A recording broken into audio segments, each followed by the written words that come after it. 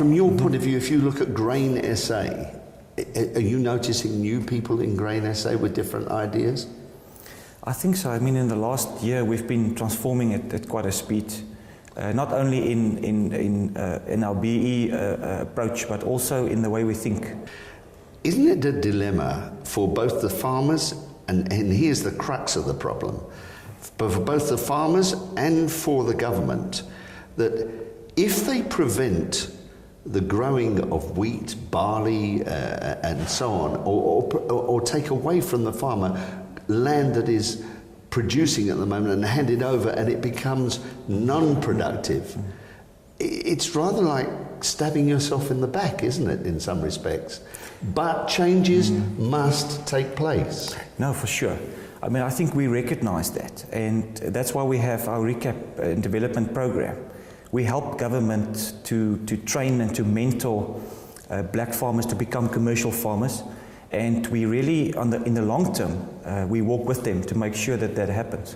How do you market that to government at the moment? Well, that's why I'm here, Tony. Yeah, it must be the most difficult situation, because here in the heart you want to do it, but you've got to try and convince a government that it is truly heartfelt what you're doing, and not just a way around getting out of BEE or affirmative action or handing over land. And here we hit the big one, don't we? Handing over land. That is a bit of a hot issue. How are we ever going to resolve that? Because land, you need the land to give food. They need the land to satisfy those that didn't have it before, who really need to share it with you. Now, how do we find a happy medium? Tony, in agriculture, I believe that the leadership, and especially the new group that has been created now, Unity in Agriculture, they should come up with an alternative plan. And they should go to government with that alternative plan. Let's move on to the Northwest Province. You've just done an incredible deal with the Northwestern Province. I know you don't want to publicise it before they do, so it won't go out before then, but what's it you did there? We have 11 farmers that we've identified together with the Department of Rural Development and Land Reform.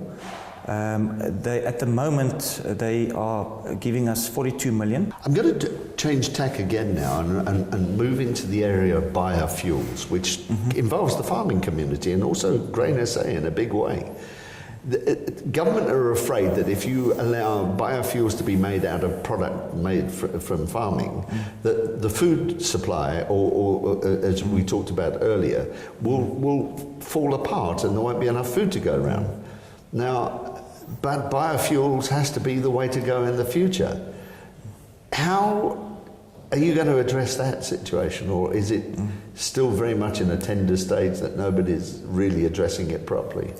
It is a touchy subject. I think what we need to sell to government is there are alternatives to food production. Right, that sort of Damocles I referred to, it's quite amusing. It's like a balance, isn't it? We want more product, but we want to take some away by making biofuels from it, and therefore there'll be less food to go around. It's a horrible scale of balance, isn't it, that's very difficult to bring about. And I don't think that's what the average person in the street understands. That's right. No, you're right. The message should go over clearly. It should do, because government is not always to blame, and nor are the farmers always to blame. Correct. You have a whole value chain. But this is where you come in, because the marketing is bad. The public don't know. That is right. All they see is a fight between the government and farmers, and land grabbing and this and that. They don't really know the bottom line. So I think what I'm trying to say is there's got to be some kind of marketing now from Grain SA and people like yourselves that is simplistic, that is aimed at the man in the street, that he understands. Farmers are feeding the nation, but we need the cooperation of all the parties concerned. Would you agree? I agree with that. It must be real as well, and it must be very simple. The problem with the previous marketing strategy is that we didn't realize how important it is to sell our product. And in our case, our product is a service. We provide a business strategic service to our farmers. We're not selling it even correctly to them. Not to talk about the negotiations we have with government. we need to sell that as well. The good thing, Tony, at the moment is we've got a fantastic product. We're doing a great job. I think we've got good leadership. We've got a nice vision. We must just now sell it. Well, there's the answer. They've got to sell it. Marketing is what it's all about, making the man in the street understand that we need to eat. The balance, very difficult, but the balance certainly lies in the hands of both the farmers and the government. We'll wait and see.